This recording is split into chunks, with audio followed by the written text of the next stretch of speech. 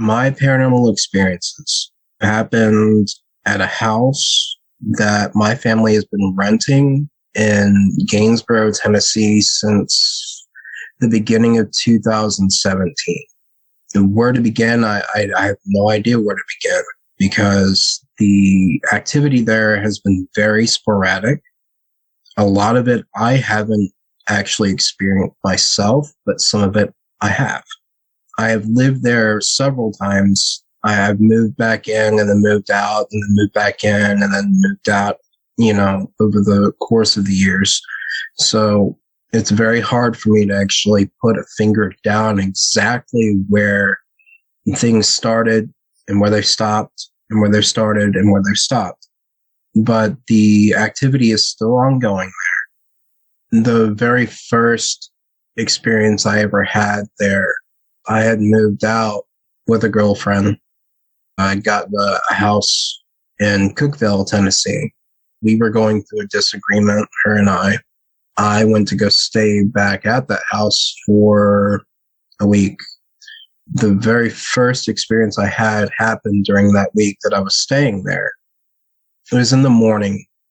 Every morning during that week, I would wake up to hearing heavy footsteps.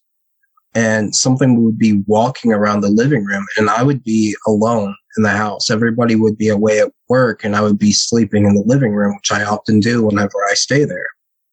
And I would wake up every morning to hearing these heavy footsteps.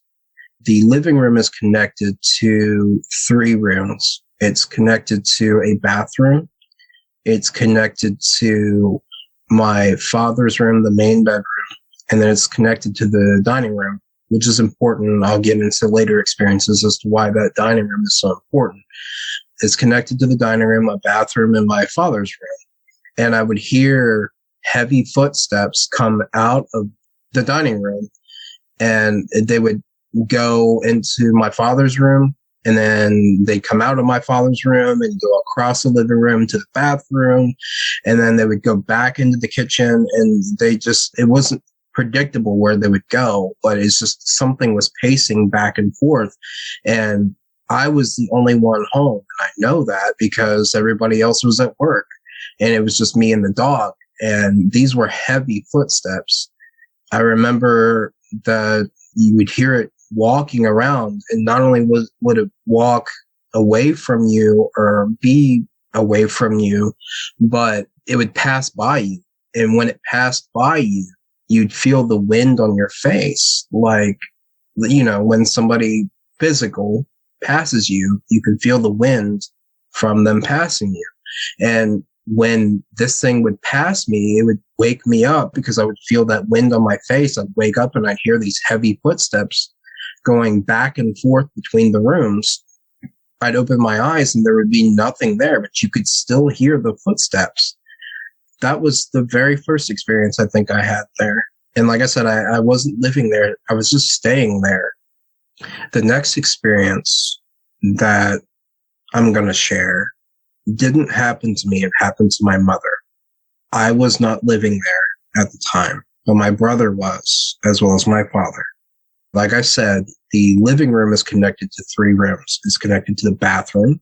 It's connected to my father's room, and then it's connected to the dining room. The entrance to the dining room has a big, heavy wooden door, and it was closed. Now, my mother was sitting in the living room watching TV. All of a sudden, she heard someone or something kicking that door, either kicking it or pounding on it, but it was very loud. And she assumed that it was my brother because she heard a man or a male voice behind the door mumbling and talking. She couldn't make out exactly what they were saying, but she could tell that it was a male voice, and she assumed that it was my brother that was pounding on the door or kicking it. She related to me that it sounded like somebody was kicking the door like they had their hands full, like they needed to be let in, but they couldn't open the door themselves. And she said that she heard a male voice on the other side of the door mumbling and talking. Assuming that it was my brother, she yelled out said, "Hey, stop that." And it did stop. Not too long, maybe about 5 or 10 minutes after it went away, she started hearing the pounding on the door again. And again, she assumed it was my brother. And at this point, she thought that he was maybe playing a prank on her or something. She yelled at him again to stop pounding on the door. It stopped. And at this point, she was getting rather irritated. So she got up and opened the door. She expected to see my brother on the other side of the door. There was nothing there. So she went back to my brother's room. The room that he was staying in is connected to the dining room through a hallway. She went into the dining room, back a hallway, and lo and behold, she opened the door to my brother's room, and he was passed out cold. He was dead asleep. And she woke him up, and it took her a few minutes to actually wake him up because he was dead asleep. And he had no idea what she was talking about. She was like, well, why were you pounding on the door? Why are you trying to play a prank? Why are you trying to play a trick on me? My brother, like I said, had absolutely no idea what she was talking about. And she relayed this story to me. She said, yeah, it was just the weirdest thing, Erik. On the other side of that door. My mom, when she first moved into this house, was an agnostic woman, and she was a skeptic of anything paranormal. That was the very first thing that happened to her that started to get things going in her head. Like, maybe there is something to this. My mom now, thanks to that house, is a believer in the paranormal. She believes in ghosts. And she turned from an agnostic to a devout Christian woman. Not then, but it was because of events that happened after that, which I'll get into. She's still living there too, but that was the first thing that happened to her, that she was kind of scratching her head, kind of like, yeah, how could that have happened? She fully expected to see my brother on the other side of the door playing a prank on her, or at least to find him awake, get an answer out of him, like, why are you doing this? And he was fast asleep. There was nobody else in the house that could have been pounding on that door the way that it was. So that was the next experience, at least the next one that came to mind. Now, fast forward from there, I would say maybe a year after that, I moved back in due to personal reasons. I had another breakup and I had to move back in. So I was living there and I started to see somebody new. The girl that I was with, her and I guess we were having some sort of a disagreement. So we were taking some time apart. I was back in a makeshift bedroom that they made at the end of the hallway that's connected to the dining room. Now they set up like a vanity that served as sort of like a wall, and then put a bed back there for me. And I was back there, like maybe playing on my phone or something. I don't know. I think we were in some sort of a disagreement, and she was out in the living room watching something on the television. She said that the door to the dining room was open, and she was sitting there watching TV, and she was thinking about whatever little disagreement we were having. And she looked up, and there was a man, an older gentleman, but a very, very tall. The door is about maybe 8 foot, maybe 7, 8 foot, something like that. Maybe not even that. I'd say maybe about 7 foot. It's the average size of doorway. She said that the guy's head, the man's head that was peering around the door at her, was at the top of the door itself. Like, it was at the very top of the door itself. And he was peering around the door at her. And as soon as she noticed him, he darted back into the dining room. She got up to see who it was because she didn't recognize. Of course, she wouldn't have recognized him anyway because there was only me, my father, her, and I and my brother living there. So she was like, who is this random person that's in the house? So she got up and went into the dining room, searched all over. There was nobody there. But like I said, she told me that She looked up. There was an older, tall gentleman peering at her through the doorway, peeking out of the door and looking at her. And as soon as she noticed him, he darted and vanished. That was the next one that I can think of. There's been so much activity at that house. It's hard for me to pick any one incident because there's so many of them. They've been renting that house for so long that it's hard to get them chronologically in order. When this happened, when that happened, when this happened, when this happened. But the very next thing, at least that comes to mind, was me and that girl had split up and she had moved out. I decided, maybe unwise for me to have done it, but I did do it. What I did was I downloaded some ghost hunting apps. I got a spirit box app that, it scans the white noise and frequencies, certain frequencies that ghosts they're thought to be able to speak through. So I downloaded a spirit box app and I downloaded an Ovilus app, which is an app that ghosts are thought to be able to manipulate to pull words out of a word bank to communicate. And I downloaded several other things. I downloaded SLS camera. What it does is it maps out figures. They look like stick figures when it maps out a figure. And if it's mapping out a figure when nothing is standing there, it's thought that is a ghost. I downloaded all of the stuff because knowing all of the activity that happened around there and knowing what everybody had experienced, I wanted to try and communicate with whatever it was to try to figure out who it was that was doing it. I thought that it was just one person because there had been a death in that. There have been several deaths in that house, but the prior owner of the house, she died in the house. And so that's what I thought was haunting, but I didn't know who the older gentleman was. I wanted to find out. I wanted to get in contact with whatever it was to try to figure out who it was and why they were there. When I downloaded that stuff and started using it, prior to that, it would have constant activity. But it would be little things. Like the more dramatic events were more sporadic. There would be things that would happen almost on a daily occurrence. Like the footsteps in the living room were a constant thing in the morning. And just various other little things, that would happen, but nothing really dramatic. Like I said, the more dramatic events were more sporadic. Like they happened every once in a while. But once I downloaded that equipment, once I downloaded those apps and started using them to try to communicate with this, what I thought was maybe one or two entities, that's when the activity really took off. It exploded.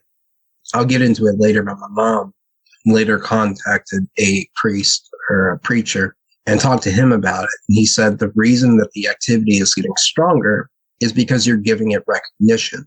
You're acknowledging that it is there. So therefore, you're giving it more of a reason to want to reach out to you or try to talk to you and try to communicate.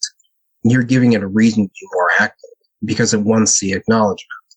I downloaded these apps to try to communicate. And once I did that, things started to really pick up. That's when the activity itself really exploded and a lot happened. The very first thing that I can remember that happened was when I first downloaded the stuff and I was using it. I was in the living room using the spirit box. And this was the first time I had ever seen anything in the house. Up until that point, it was other people seeing things. Now, I had experienced other things, like I said, but I had never seen anything. This was the first time that I had seen something. I was doing a spirit box session, using the spirit box, trying to communicate with the entities in the house. I was in the living room, and the lights were off, but the dining room lights were on, and the door was cracked, just so that you could see through the little crack in the door to the dining room. And I was doing the spirit box session, and I looked up and I saw through the little crack in the door a dark black figure. I didn't see any definition. Again, like I said, I'm looking at this thing through the crack in the doorway. So I couldn't see it that well, and I didn't see any definition. I didn't see whether it looked humanoid or what it was, but it was a dark black figure moving back and forth between the crack in the door. I immediately got up. Everybody was asleep at this point. My mom was asleep. My dad was asleep. It was just me, her, and my dad in the house at this point. I got up knowing nobody else was awake, and the dog was in my father's room. I got up and opened that door and looked, and I expected to see something standing there. I expected to see somebody or something in the dining room, because I looked up. This thing was casting its own shadow. I could see it through the crack in the door, and it was casting its own shadow in the room that I was sitting in. Because, like I said, the dining room light was on. The light in the room I was sitting was not. So as it passed between that crack back and forth, not only was it blocking out the light in the dining room, but it was casting its own shadow in the room I was sitting in. And I expected to get up and see maybe my mom or the dog or maybe my dad. I expected to see somebody there, but as soon as I opened the door, there was nothing there. There was nothing in that room. And I checked my mom's room. She was dead asleep. I checked my dad's room. He was dead asleep. And the dog was in my dad's room. There is no way that the dog could have gotten into the kitchen without me seeing it, because it would have to come out of my dad's room, go through the living room, which I was sitting in, and into the dining room. So that was the first time that I myself had ever actually seen something in that house. Actually, the first and only time. I've never actually seen anything in that house since. I've never seen anything, but I've experienced things, I've heard things. But that was the first time I had ever actually made a visual sighting of something. The next experience after that, I think it was either the day after that or it was the day after that. It was somewhere in that time frame. I believe it was the day after I saw that. I was using my spirit box back in the hallway that connects to the dining room and my brother's former room. And then, of course, my makeshift room at the end of that hallway. I was using my spirit box, and my mom was with me. She wanted to see what this new ghost hunting equipment that I had was capable of. She was interested to see what it could do. And she was interested to see what sort of results I could get, because she had experienced things in the house. So she wanted to see what sort of information I could get out of it by using these apps that I had downloaded. So I was doing a spirit box section back in that hallway. The cool thing about that spirit box app is that not only will it run the spirit box, but you can hit a record button. It will use the mic on the phone to record not only what the spirit box is saying, but it'll record everything else. And so I was using the spirit box, and my mom was with me. And I had also downloaded an EMF detector on the phone, which detects electromagnetic frequencies and fields, which ghosts are thought to give off. So I detected something back in that hallway using the EMF, and so I fired up the spirit box. We were recording, and we were talking with an entity who had revealed himself. His name was Robert. And so we were talking with him through the spirit box, and I was recording it. His voice was coming across the spirit box as being just this low growl. My mom made the comment that it sounds like a growl. We continued on with the spirit box session. When we went to go play it back, we found an EVP on there, an electronic voice phenomenon. My mom says in the recording, it sounds like a growl. And the very next thing you hear after that is a little girl say, very nonchalant and very matter of fact, she says, "It is." And I still got that recording. That voice didn't come across the spirit box. That was recorded right then and there. I mean, the little girl's voice did not come across the spirit box at all. I always thought that that was kind of interesting. It's a very clear EVP, very clear Class A EVP. It's very clear what it's saying and who it is. My mom says, she said, it sounds like a growl. And then right after that, like I said, very matter-of-fact tone, the voice of a little girl saying, "It is." It's incredible. Honestly, we didn't hear that. You know, we don't have any kids in the house. So there's no way that a voice like that should have been on that recording. And I wasn't, like I said, I wasn't recording. I was trying to do a spirit box session. I wasn't looking for anything like an EVP or anything like that. Inadvertently, I caught it. And like I said, I still have that recording. And it's very clear as to what it's saying. And you know, it's intelligently answering my mother. That's something that really amazes me, is not only is something responding, but it's responding intelligently to my mother talking. So that's the next experience. And like I said, the activity in that house just exploded after I started using this technology. It really, really took off after that, to the point that it was scaring my mother really badly. After that, like I said, my mom was scared. She's like, "We need to get somebody in here to get a second opinion." And she wanted to actually invite like a professional paranormal investigation group to come in. So she got in contact with them. I don't remember exactly what the group's name was.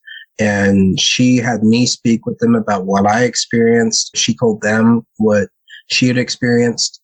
And she got me into contact with them to share with them the things that I had been documenting with the technology I had been using, with the apps I've been using, like the EVP, the SLS camera. I caught some interesting stuff with that, which I'll go over next. So she had me send what I had captured to the paranormal investigation group. They responded with, "You need to get a priest in there." Not only that, but they said that we needed to get a priest, and that they were aware of the area that we were living in, that the house was located in. They were aware of that area. They knew that it was very active. They knew of that area. They had been there before. They knew that it wasn't just that house, but that just that area itself was very active. They said, "You need to get a priest in that house." After that conversation, we never heard from them again. They refused. They blatantly refused to visit that house. And the only thing they left us with is, "We're familiar with that area. We know it's very active, and you need to get a priest." After that, like I said, I had caught some interesting things on that SLS camera, which maps out the figures. I was running the SLS camera as well as the Ovilus, which Ghost, like I said, can select from a database of words to communicate with you. I caught a image on my SLS camera. We had a container of food sitting on top of a wood stove that's in the living room. I caught an image of a figure reaching out towards that container. And the very next thing that came across the Ovilus, which, like I said, is where they can select the words from the database, is the word "hungry." So here I have an image, an actual image of a figure reaching out for a food container. And the next thing that comes over the thing with the database, the word database, the very next word that came on that was "hungry." So, you know, you put two and two together. I thought at least that was incredible, because you've got two different apps, two different pieces of technology corresponding with one another and validating each other. So we'll fast forward from there. After that, I moved out and I moved back in with my now fiance. I moved in with her. Her and I started dating, and we grew very close, and I decided to move out of that house because, one, I didn't like it there, and two, we got very close, and I wanted to move in with my fiance. So I moved out, but I would go back to stay with my mom and my dad to see my family. And while I would stay there, this wasn't long after I started using that technology. So the activity was still going on. But I still needed to go back and visit my parents, which I did on a weekly basis. And when I would go back, I would stay in the living room. I would sleep on the couch there in the living room. I would take naps throughout the day. And one of the days, my mom was sitting next to me as I was taking a nap in the living room. She told me when I woke up, she said, "Erik, you realize you're getting smacked in your sleep? You're getting hit?" I'm like, "What are you talking about?" She's like, "I was watching you as you slept. And as you slept, you had hand marks appearing on your body, like you were being smacked or slapped or hit." She said, "I saw these hand marks just appear on your body." I said, "Well, no, I was asleep. I don't recall any of that." She said, "No, you were being smacked." And she actually called my father in the room, and she said, "We've got to do something about this because he's getting attacked in his sleep." She said, I myself physically saw handprints appear on his body as if somebody was smacking him, hitting him, or slapping him while he was sleeping. And they were on my chest. I don't know if she ever recorded anything. I don't know if she ever took any pictures of it. I know that this is not just one single occurrence. This happened several times. And not only was I smacked, but I was also scratched. And I know she was telling the truth because I woke up a few times. Usually they would disappear before I woke up. But a few times I woke up and saw these handprints on my body, and they usually were on my chest or on my shoulder. I mean, obviously, if you're getting scratched, you're going to wake up. And I woke up and I saw these scratch marks, and they burned like fire, like somebody was holding a lighter up to your skin, like somebody had lit a lighter or a match or something was holding up to your skin. They burned. I would wake up to the scratches. I wouldn't wake up to the slaps or whatever was putting hand marks all over my body. But when it scratched me, that's when I began to wake up. I would notice these scratches. I mean, obviously, I would notice the hand marks as well. Something was attacking me while I was sleeping. That was kind of the last straw when it came to that house. I don't go to that house anymore. I do my best to stay away from that house. I come up with any excuse that I can to stay away from that house. It wasn't the one thing that did it. It wasn't, oh, I'm getting attacked. No, it was the stuff that had happened before then too as well. And just the overall feeling that you get in that house. As soon as you step in there that something is wrong. Something is very wrong. As soon as you walk in, it's just got this atmosphere to it it's heavy, very heavy, and it's almost oppressive in a way.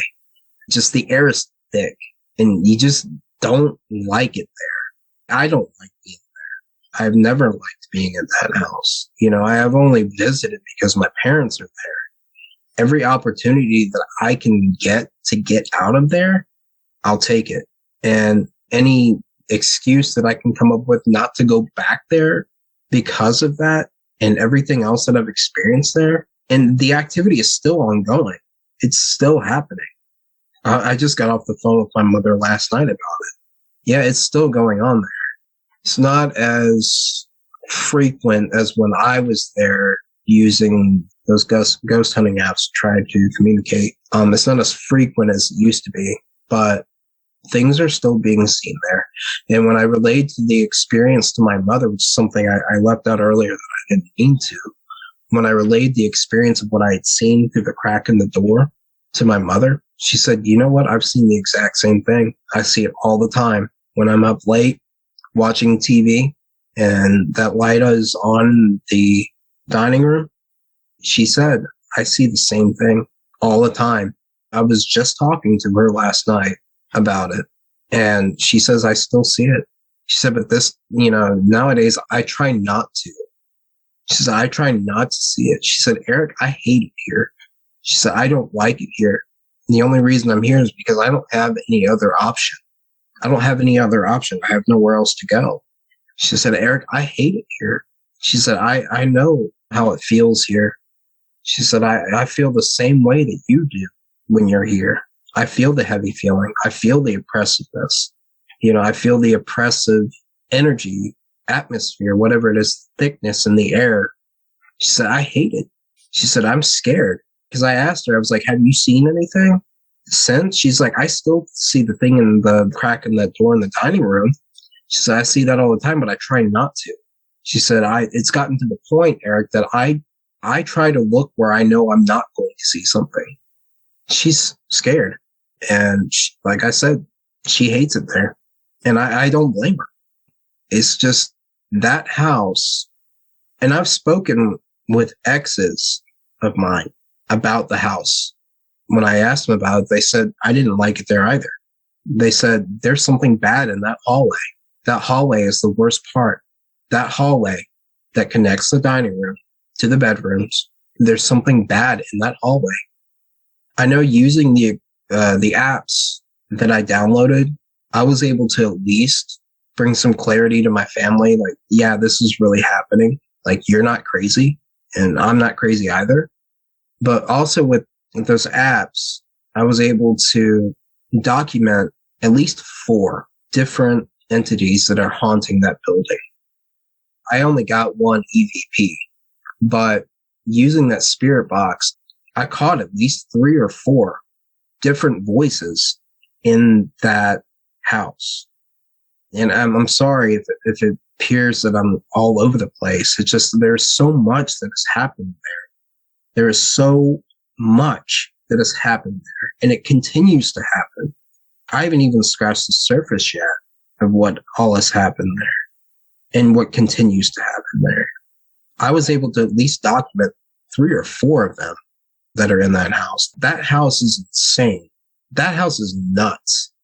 I can't even believe how much activity has happened there, and it just continues to happen there. I don't know. Maybe it's the history of that house. And it's not just that house. There's a house across the street that is abandoned. And I personally have never seen this, but my mom has seen it, and several of my exes have seen it whenever they were living there and staying there with me. If you go out in the morning, people usually see it when they're going to work in the morning, early in the morning. The sun hasn't risen yet. There's a house across the street that is abandoned. Nobody lives there. It's locked up tight. Can't get in there. And nature is pretty much overtaken it. If you go out in the morning, sometimes you'll see a light on in one of the windows. And my mom started working for a company, and there she ran into one of the relatives of the people that own that abandoned house. So she started talking with them about it, and she told them, look, we see a light on in that building every now and then in the morning, and there should be nobody in there, right? They're like, well, yeah. They said, not only should there be nobody in there, but you're not the only people who told us that they've seen that. The room that you're talking about, I believe it was an older gentleman she was talking to. This building has been abandoned for quite a while, but the person that she was talking to, I believe, was an older gentleman. And he, in his youth, had been in that house. At that time, there were people living there. And he grew up going to that house and being there. He told my mom, he said, yeah, the room that you guys are seeing that, it used to be the kitchen. They said that, yeah, we used to always have a light up in the window. He said, but you're not the only people who've told us that you're seeing the lights the light on in the building when there shouldn't be any light at all because it's locked up. It's been abandoned for God knows how long. And there's no power to that building. It's vacant and abandoned. There should be no reason. But yeah, he told my mom he wasn't surprised when she told him what we had been seeing. Like I said, I personally have never seen it, but my mom has seen it and several of my exes have seen it when they were, like I said, going out to their cars in the morning to go to work. He wasn't surprised in the least bit. It's just so much happens there. That place is insane. And like I said, I do my best to stay as far away from that house as I can. I've been attacked in that house. I've seen things. I've heard things. I've experienced things that, and I really shouldn't be surprised either, because I grew up around paranormal activity. The house that I lived in growing up, it was very, very active. So I grew up with this sort of activity. But it's just something about the house is different. Like the stuff that I grew up with, I saw things there too. But that house, it's different. It's different in ways that I couldn't possibly put into words. I've already gone on record that I had a Bigfoot sighting there as well. I was the guest on Vic's show, Bigfoot Eyewitness Radio, episode 91. There's just so much happening at that house. It's just incredible. I don't like repeating myself. And I feel like I'm rambling on at this point about it, but that house is just bizarre in all the ways that you could think. You never know what you're going to see there. You never know what you're going to experience. You never know when it's going to happen. Yeah, it's just unpredictable. It's an anomaly. Those are my paranormal experiences at that house, and they're ongoing. If you've had a paranormal experience and would like to be a guest on the show, please contact us by going to myparax.com. That's myparaex.com. Thanks for listening.